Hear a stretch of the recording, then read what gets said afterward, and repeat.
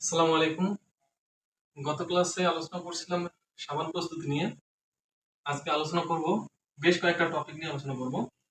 তার মধ্যে হচ্ছে পিএইচ মান, তারপর বিভিন্ন অ্যাসিডের ও ক্ষারের উৎস, বহুরূপিতা, ইলেকট্রন, প্রোটন ও নিউট্রন, আইসোটোপ, আইসোটোন এবং আইসোবার।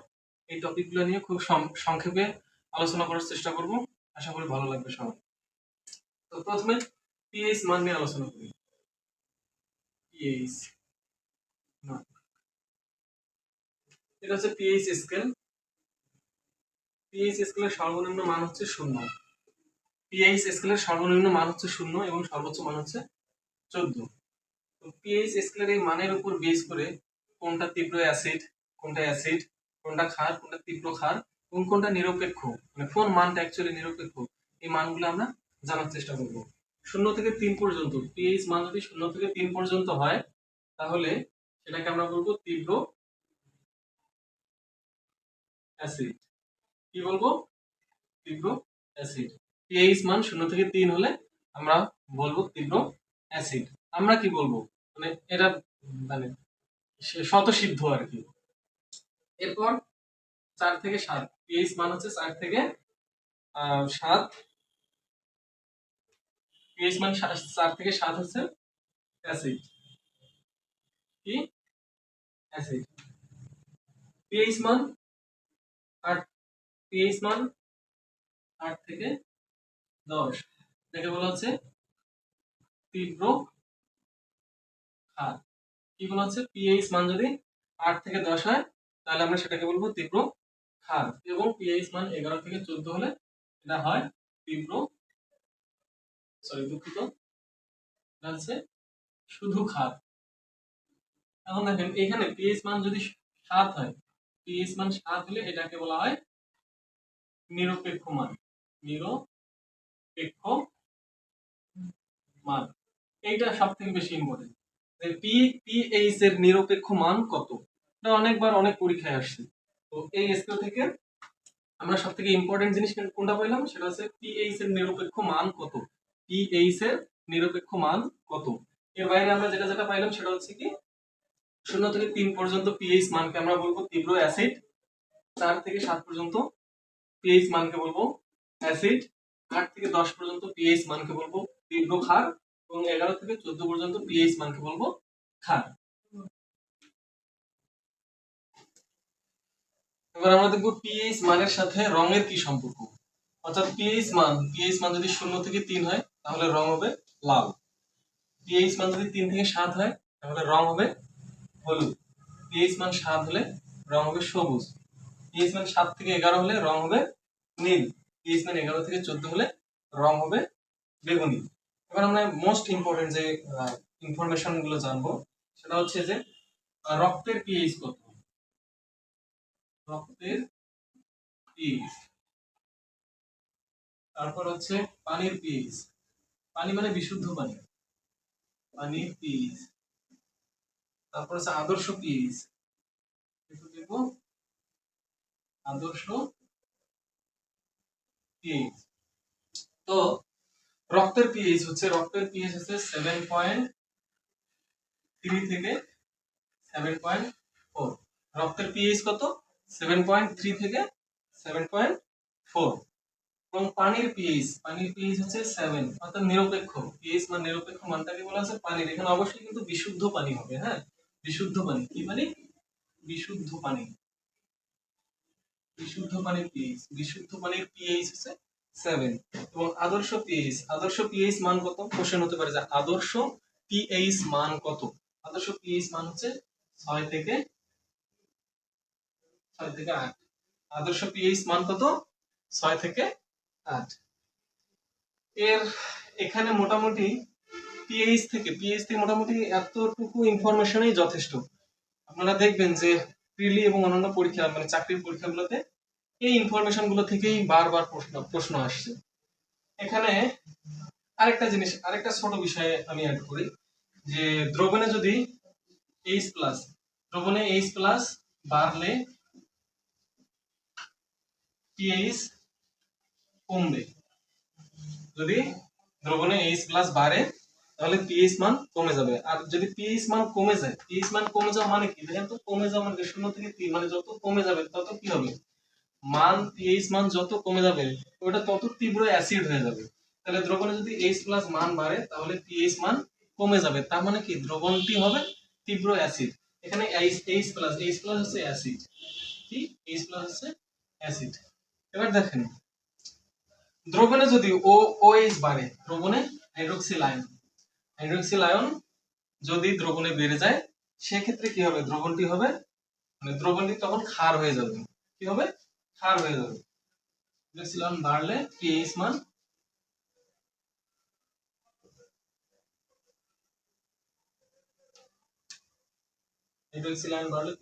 অবশ্যই কি হবে, বেশি হবে।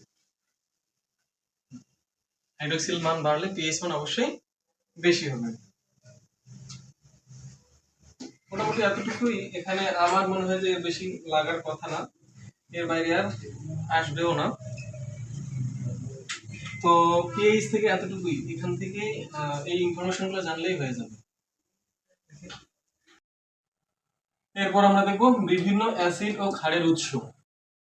আঙ্গুর, কমলা লেবু এগুলোতে থাকে সাইট্রিক অ্যাসিড, তেঁতুলে থাকে টার্টারিক অ্যাসিড, টমেটোতে অক্সালিক অ্যাসিড, আমলকিতে অ্যাসকর্বিক অ্যাসিড, আপেল আনারস ম্যালিক অ্যাসিড। এটা একটু বেশি ইম্পর্টেন্ট, আপেল আনারস এটা একটু ইম্পর্টেন্ট আছে, একটু ইম্পর্টেন্ট মানে অনেক ইম্পর্টেন্ট। তাছাড়া সবগুলো এগুলাই আসে পরীক্ষায়, ঘুরে ফিরে এগুলাই আসে। পিঁপড়ার কামড় ও মৌমাছির হুলে আছে ফর্মিক অ্যাসিড, পিঁপড়ার কামড় এবং মৌমাছির হুলে কি আছে, ফর্মিক অ্যাসিড আছে। দেন বলতা ও বিচ্ছুর হুলে পাই আমরা হিস্টামিন, হিস্টামিন কিন্তু একটা ক্ষারক। বোরহানি, দই, দুধ ল্যাকটিক অ্যাসিড। সূর্যমুখীতে আছে যে অ্যাসিড সেটা হচ্ছে লিনোলিক অ্যাসিড। সরিষায় ইউসারিক অ্যাসিড।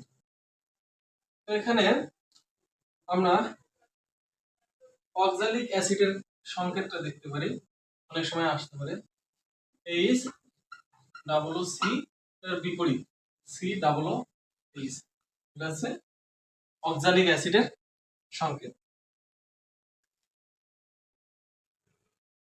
কিছু দুর্বল এবং শক্তিশালী অ্যাসিডের মানে অ্যাকচুয়ালি সংকেত সহ নাম জানি। দুর্বল অ্যাসিড, অ্যাসিডিক অ্যাসিডের সংকেত হচ্ছে CH3COOH। সাইট্রিক অ্যাসিডের সংকেত হচ্ছে C6H8O7। Oxalic acid HCC bond COOH, তার বিপরীত।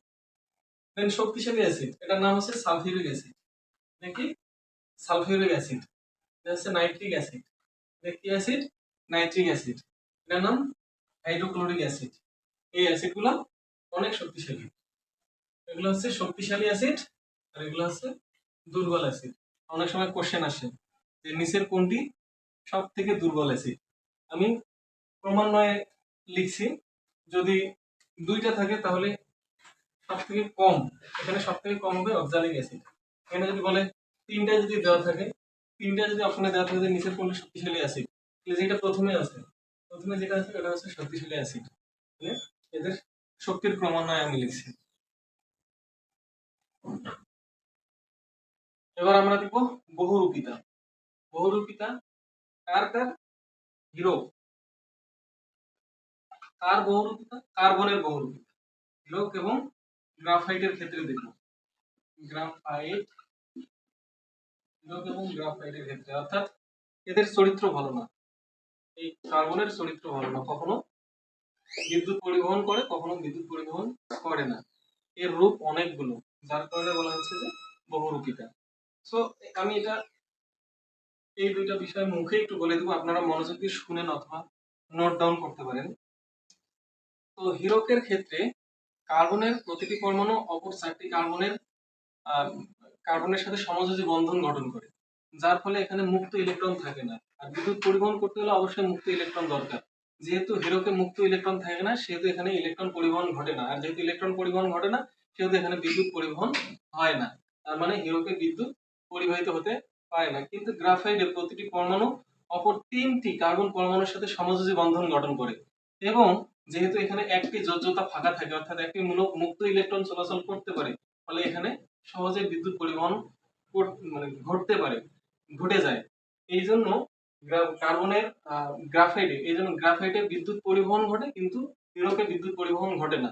কার্বনের এই আচরণকেই মূলত বলা হচ্ছে বহুরূপিতা। তাহলে আমি আরেকবার একটু ক্লিয়ার করে বলি।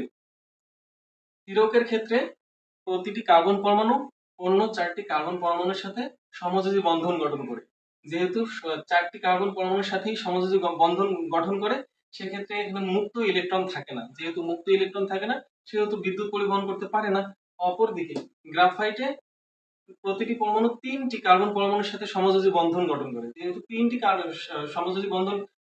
কার্বন পরমাণুর সাথে সমযোজী বন্ধন গঠন করে, তার মানে কি এখানে একটি যোজ্যতা থাকে, একটি মুক্ত ইলেকট্রন থাকে। এই একটি মুক্ত ইলেকট্রন মানে কি চলাচল করতে পারে। যেহেতু ইলেকট্রন চলাচল করতে পারে, সেহেতু খুব সহজেই এখানে বিদ্যুৎ চলাচল করতে পারে। এই কার্বনের এই আচরণকেই বলা হচ্ছে কার্বনের বহুরূপিতা। এখন দেখবো ইলেকট্রন, প্রোটন এবং নিউট্রন সম্পর্কে জানবো আমরা। ধরি এটা একটা পরমাণু, পরমাণুর ভিতরে থাকে নিউক্লিয়াস। পরমাণুর ভিতরে কি থাকে? নিউক্লিয়াস। নিউক্লিয়াসে থাকে প্রোটন। কি থাকে নিউক্লিয়াসে? প্রোটন এবং নিউট্রন থাকে। নিউক্লিয়াসে কি থাকে? প্রোটন এবং নিউট্রন। অর্থাৎ একটা পরমাণুর ভিতরে থাকে কি নিউট্রন এবং প্রোটন, আর বাইরে থাকে ইলেকট্রন। এই বাইরে থাকে ইলেকট্রন। কি থাকে? Electron. E minus for electron. তাহলে ভিতরে কি থাকে? প্রোটন, নিউট্রন, আর বাইরে থাকে ইলেকট্রন। এখন দেখেন এই প্রোটন সংখ্যা যতটি হবে ইলেকট্রন সংখ্যা ততটি হবে। মাথায় রাখবেন, প্রোটন সংখ্যা যত হবে ইলেকট্রন সংখ্যা তত হবে। এখন মাথায় রাখেন একটু, আসলে ইলেকট্রন, প্রোটন এবং নিউট্রন এগুলা কে আবিষ্কার করে? কারা আবিষ্কার করে? একটা ছোট্ট একটা সেন্টেন্স মনে রাখবেন, ইট পড়ে নিচে। আচ্ছা, এখানে আমি লিখি ইট পড়ে নিচে। কি লিখলাম? ইট পড়ে নিচে। অবশ্যই ইট তো নিচেই পড়বে, উপর থেকে ছেড়ে দিলে ইট তো নিচেই পড়বে। ইট পড়ে নিচে। E for electron. E for কি? ইলেকট্রন। ইলেকট্রন কে আবিষ্কার করেছে? পি। পি ফর হচ্ছে থমসন। অর্থাৎ ইলেকট্রন আবিষ্কার করে কে? থমসন। ইট পড়ে। P for proton. P for কি? প্রোটন। প্রোটন আবিষ্কার করে রে। R for Rutherford. কে? রাদারফোর্ড। কে? রাদারফোর্ড। প্রোটন কে আবিষ্কার করে? প্রোটন। প্রোটন আবিষ্কার করে রাদারফোর্ড। নি। নি ফর কি? নিউট্রন। নি ফর নিউট্রন। নিউট্রন কে আবিষ্কার করে? চে। চে ফর হচ্ছে চ্যাডউইক। কে? চ্যাডউইক। অর্থাৎ নিচে। নিচের নি হচ্ছে নিউট্রন, চে হচ্ছে চ্যাডউইক। নিউট্রন আবিষ্কার করে চ্যাডউইক। ইলেকট্রন, প্রোটন এবং নিউট্রনের আবিষ্কারক। ইলেকট্রন, প্রোটন এবং নিউট্রনের আবিষ্কারক আমরা একটা সেন্টেন্স মাথায় রাখবো, ইট পড়ে নিচে। It for, E for electron, P for Thomson. পড়ে, পি ফর প্রোটন, রে ফর রাদারফোর্ড। নিচে, নি ফর নিউট্রন, চে ফর চ্যাডউইক।